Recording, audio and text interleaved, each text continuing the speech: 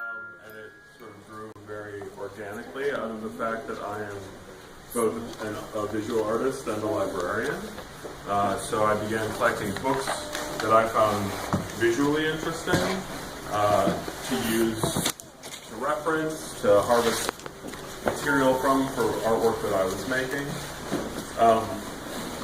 But it sort of quickly took over and kind of became the artwork itself. I got very interested in the fact that there's a lot of this kind of material out there, these books that are outdated in a sense, in that the information contained within it is not the most up-to-date. But I've been looking at this from a visual perspective, and in that regard I would say, I would actually argue that information doesn't really go out of date, it just becomes kind of archival, so we can look at it from a historical perspective and say, this is what we were thinking about this particular subject at this given time.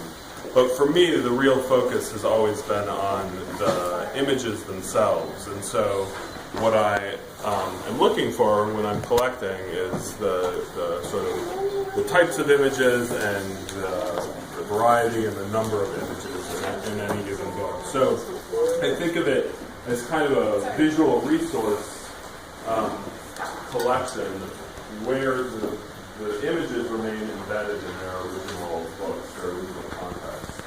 And therefore you get all this other information as well, everything else that's contained in the books.